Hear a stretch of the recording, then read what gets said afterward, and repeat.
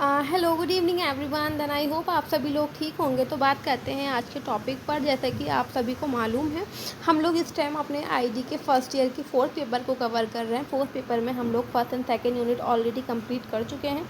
अब हमारी 3 यूनिट चल रही है। 3 यूनिट में भी हम लोगों का 3.2 चल रहा है। तो 3.2 में बेसिकली क्या मांगा था, basic principles of learning given by क्या है, मतलब के प्रिंसिपल्स मांग रखे हैं अधिगम के, किसके through, Thorndike, Pavlov, Skinner, Bandura, पियाजे एंड वाइगॉट के। तो हम लोग Thorndike, Pavlov, Skinner, Bandura already cover कर चुके हैं।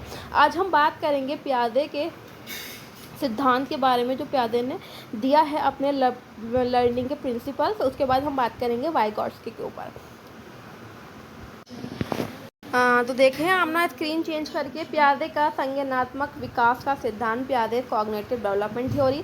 जीन पियाजे क्या थे, एक स्विस के मनोवैज्ञानिक थे, साइकोलॉजिस्ट थे, जिनका जन्म 1886 में ईस्वी में स्विट्जरलैंड में हुआ था। आधुनिक युग में ज्ञानात्मक विकास के क्षेत्र में स्विट्जरलैंड के मनोवैज्ञानिक जीन पियाजे ने क्रांति पैदा कर दी। आज तक ज्ञानात्मक विकास के क्षेत्र में शोध एवं अध्ययन किए गए उनसे सबसे विस्तृत और वैज्ञानिक रूप से आदान जीन पियाजे ने किया। कि मतलब जो आपका ज्ञानात्मक विकास के क्षेत्र में सबसे ज़्यादा शोध हुए हैं, उसका जो सबसे ज़्यादा सक्सेसफुल चीज़ें रही हैं वो किसने की थी, वो जीन पियाजे ने ही की थी। जीन पियाजे एक स्विट्जरलैंड के मनोवैज्ञानिक थे।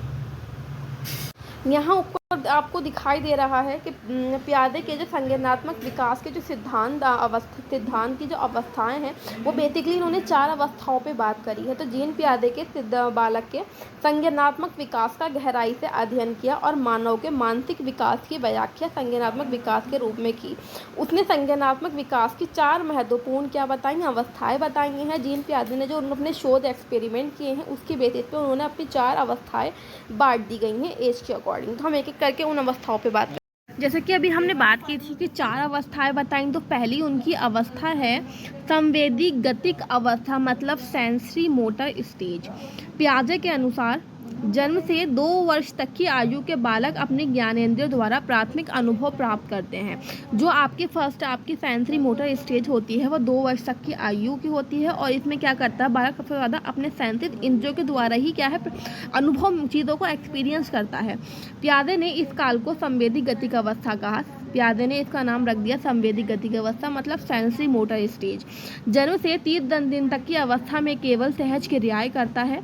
इन क्रियाओं में किसी भी वस्तु को मुंह से लेकर चूसने की प्रक्रिया क्या है, चूसने की प्रक्रिया सबसे अधिक प्रबल होती है। सबसे अधिक क्या होती है, प्रबल होती है बच्चा, प्रबल होती है। 1 से 4 माह की सहज में क्रियाओं में कुछ सीमा तक उसकी अनुभूति द्वारा परिवर्तन होता है। क्रियाएं सीमा दोहराई जाती हैं। जो बच्चा क्या है, पहले चीज़ों को मुंह में लेकर सीखता है, उसके बाद उस चीज़ को क्या है, वो दोहराना स्टार्ट कर देता है और एक दूसरे के साथ समन्वित, कोऑर्डिनेट होता है। 4 से 6 माह की अवस्था में बच्चे वस्तुओं को स्पर्श करने और इसे इधर उधर करने की अनुक्रिया करते, मतलब चीज़ों को छूकर वो इधर उधर फेंकना वगना स्टार्ट कर देते हैं। और साथ ही कुछ ऐसी अनुक्रिया करते हैं जिनसे उन्हें सुख मिलता है और वो अपने आप को सेटिस्फाई करने के लिए एक्टिविटी करना स्टार्ट कर देते हैं। तो बेसिकली जो हमारी फर्स्ट स्टेज है ना, बेसिकली हमारी जो फर्स्ट स्टेज है सेंसरी मोटर स्किल्स, ये 2 साल तक के लिए होती है। 2 साल तक की होती है। बच्चे के अंदर चेंजेस आते हैं वो अपने सेंसेस के थ्रू ही करता है। हम सेकंड स्टेज की बात करें। सेकंड स्टेज है आपकी पूर्व संक्रियात्मक अवस्था, मतलब प्री ऑपरेशनल स्टेज। पियाजे ने संज्ञानात्मक विकास की दृष्टि से 2 से 7 साल तक की आयु अवस्था को पूर्व संक्रियात्मक अवस्था, मतलब प्री ऑपरेशनल स्टेज के नाम से जाना।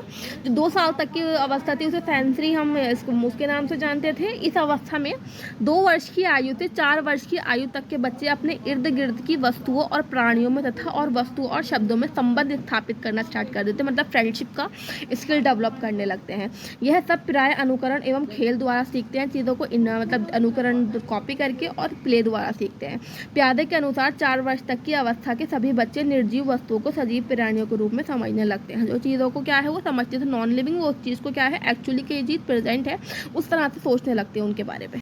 आगे देखिए क्या लिखा हुआ है। इसे उन्होंने जीववाद एनिमिज्म की संख्या दी कि बच्चा जो उस टाइम इस एज में बच्चा क्या होता है, जीवो जीवों के प्रति ज़्यादा सजग रहने लगता है। इस अवस्था में होने वाले संज्ञानात्मक विकास की दूसरी विशेषता ये होती है कि बच्चे अपने विचार को सही मानते हैं, जो चीज़ सोचते हैं वो उसे सही मानते हैं और वो कुछ ऐसा समझते हैं कि सारी दुनिया उनके ही इर्द गिर्द है। इसे प्यादे ने आत्म केंद्रित ईगोसेंट्रिज्म की संख्या दी। वो स्वयं को ही इम्पोर्टेंट मानते हैं, स्वयं की ही बात करते हैं, वो अपने बारे में ही चीज़ों को सोचते रहते हैं।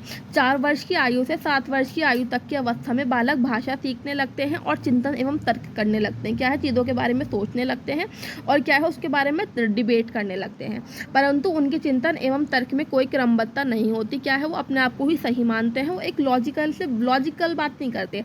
6 वर्ष की आयु पूरी करते करते बालकों में अमूर्त संप्रत्यय के साथ साथ अमूर्त संप्रत्ययों का निर्माण भी होने लगता है। कि मतलब पहले बच्चा सिर्फ कॉन्क्रीट चीज़ों के बारे में सोचता है, वो अब्स्ट्रैक्ट चीज़ों के बारे में भी सोचने लगता है। थर्ड स्टेज के बारे में बात करें, क्या है, मूर्त संक्रिया की अवस्था, स्टेज ऑफ कॉन्क्रीट ऑपरेशन। प्यादे ने 7 वर्ष से लेकर 11 वर्ष तक की आयु अवस्था को मूर्त संक्रिया अवस्था कहा है। इस अवस्था के बच्चे अधिक व्यवहारिक तथा एवं यथार्थवाद होते हैं। इस अवस्था में बच्चों में तर्क एवं समस्या समाधान की क्षमता का विकसित होने लगता है। मतलब उन्हें अगर कुछ लगता है उनके हिसाब से चीज़ें नहीं है तो उस चीज़ पर ऑब्जेक्शन उठाने लगते हैं और कुछ प्रॉब्लम है तो उसका सॉल्व करने की जो एबिलिटी है वो उनके अंदर डेवलप होने लगती है। परंतु वह मूर्त समस्याओं के समाधान तो ढूंढने लगते हैं, लेकिन अमूर्त समस्याओं के विषय में नहीं सोच पाते हैं। मतलब जो चीज़ें वो प्रेजेंटली देख सकते हैं, उस चीज़ों के बारे में थिंकिंग करते हैं। जो चीज़ें अभी उनके बारे में नहीं देख सकती, उनके बारे में उन्हें थोड़ा बहुत डाउट रहते हैं। इस अवस्था के बच्चे वस्तु को उनके गुणों के आधार पर क्रमबद्ध और वर्गीकृत करते हैं, परंतु इस अवस्था के बच्चों के चिंतन में क्रमबद्धता नहीं होती है। हाँ, 4th स्टेज की बात करें तो 4th स्टेज है हमारी औपचारिक संक्रिया की अवस्था, स्टेज ऑफ फॉर्मल ऑपरेशन। यह अवस्था 12 वर्ष की आयु से वयस्क होने तक की अवस्था है। जब बच्चा 12 एज का होता है उसके बाद वो बड़ा होता है, उसके एज तक वयस्क मतलब के यंग हो जाता है। तो 12 वर्ष के होते होते बच्चे का जो मस्तिष्क को परिपक्व हो जाता है, मैच्योर होने लगता है। उनके चिंतन में क्रमबद्धता आनी शुरू होती है, चीज़ों के बारे में लॉजिकल सीखने लगते हैं और जैसे जैसे उनकी आयु और अनुभव बढ़ते हैं वैसे वैसे उनकी जो समस्या समाधान की क्षमता भी क्या है, जो प्रॉब्लम को सॉल्व करने की जो एबिलिटी है वो भी इंक्रीज होती रहती है। इसे प्यादे ने औपचारिक संप्रत्यय चिंतन की संख्या दी। क्या है, इन्होंने इसको ऑपरेशनल थिंकिंग के संख्या दी। प्यादे के अनुसार इस आयु के बच्चे प्रतीकात्मक शब्दों, रूपकों एवं उपमानों का आशय भी समझने लगते हैं और अमूर्त प्रत्यय के निर्माण में ऊंची ऊंची उड़ान भरने लगते हैं। प्यादे के अनुसार मतलब वो चीज़ों को इमेजिन करने लगते हैं, परंतु इसका आकार में मिश्रण उनकी शिक्षा एवं अनुभव पर निर्भर करता है। तो ये था हमारा, हमने 4 अवस्थाएं पढ़ी। अब हम वहाँ देखेंगे क्या है वेट अ मोमेंट।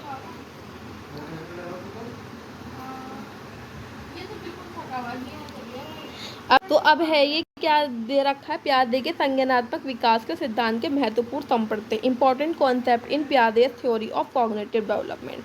प्यादे अपने संज्ञानात्मक विकास के सिद्धांत में कहते हैं कि बालक भारत में वास्तविकता के स्वरूप के बारे में चिंतन करने लगता है। जो चीज़ें रियलिटी है उसके बारे में वो थॉट करने लगता है।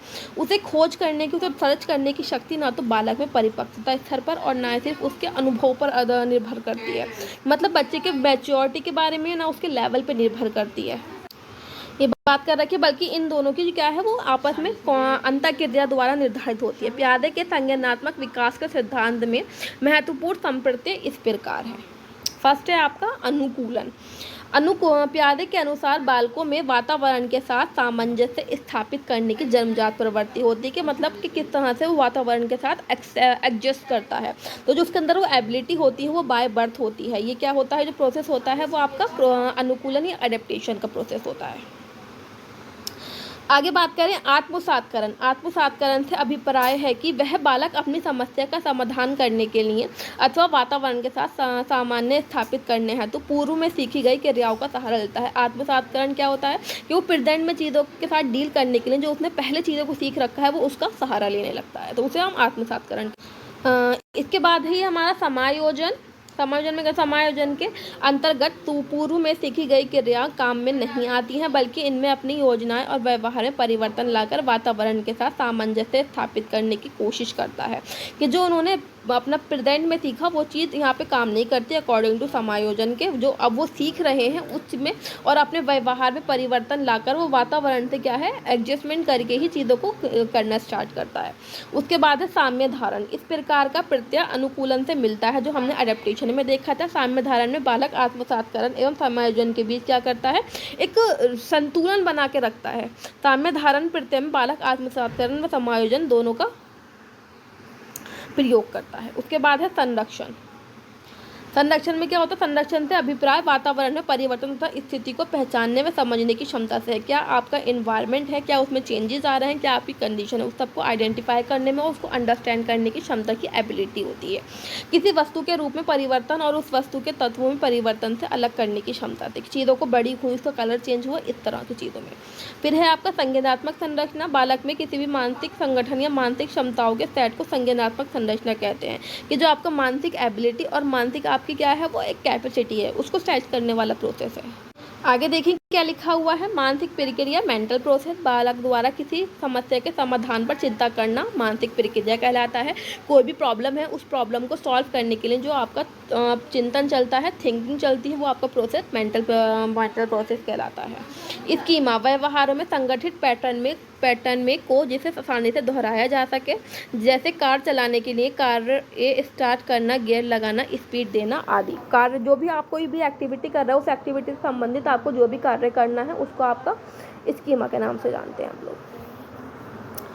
आगे देखें क्या लिखा हुआ है, फिर है स्कीमा। स्कीम से फिर है स्कीमा।